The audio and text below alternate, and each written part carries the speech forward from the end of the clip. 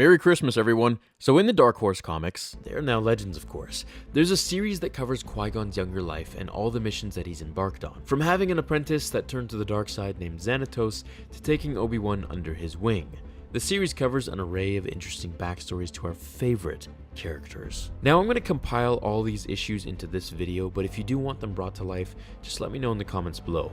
At the age of 10, Qui-Gon entered the Exhibition Day tournament, where young students were encouraged to show their skills to other masters and spectators, so that they may become apprenticed to those spectating. Qui-Gon easily defeated all of his opponents, and faced off against a childhood friend of his at the academy. Her name was Tal. His astonishing skills bested her as well, taking first place and winning the attention of Count Dooku. Now let's bypass all that and fast forward several decades to Qui-Gon now having his second apprentice, Obi-Wan Kenobi. Having continued his friendship with childhood pal Tal, the two began to accept their attraction towards one another, increasing their mutual force connection and feelings. While training with Obi-Wan on Ragoon 6, Qui-Gon sensed a disturbance within the Force. He started to see visions of Tal in fatal danger. Upon returning to Coruscant, he had learned that Tal received a distress signal to protect two twin girls that sought protection after their father, the Supreme Governor, was assassinated.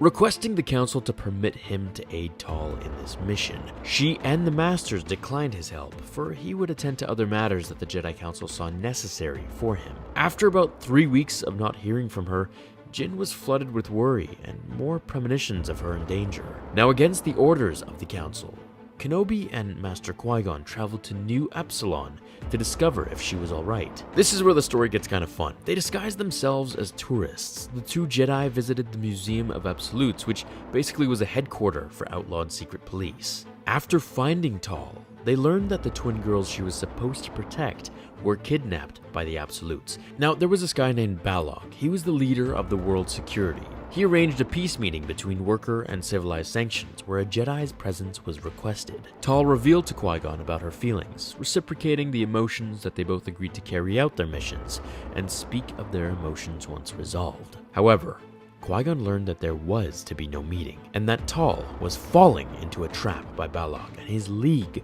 with the Absolutes. Jinn's mind began to race once the information had been relayed to him by an inside source. This was the first time he was confused, without a plan at all. This is Qui-Gon Jinn we're talking about. He was always cool, calm, and one with the Force, never panicking.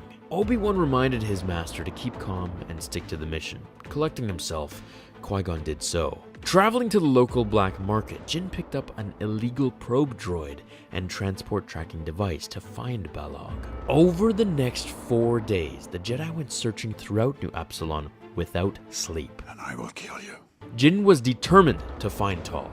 He felt the worst was happening to her. Much like when Luke had visions of Leia and Han Solo, and Anakin had visions of his mother. After finally finding Tal and Balog, Jinn arrived to the scene where she had been poisoned into paralysis and placed into a sensory deprivation containment device. Balog threatened to kill Tal with one more lethal dose, but to his surprise, Jinn harnessed force speed and cut off Balog's trigger finger with his lightsaber. As Balog escaped, Jinn rushed Tal to the hospital, believing that he could save her, but to his great depression, she passed away as he gave out one loud cry of anguish.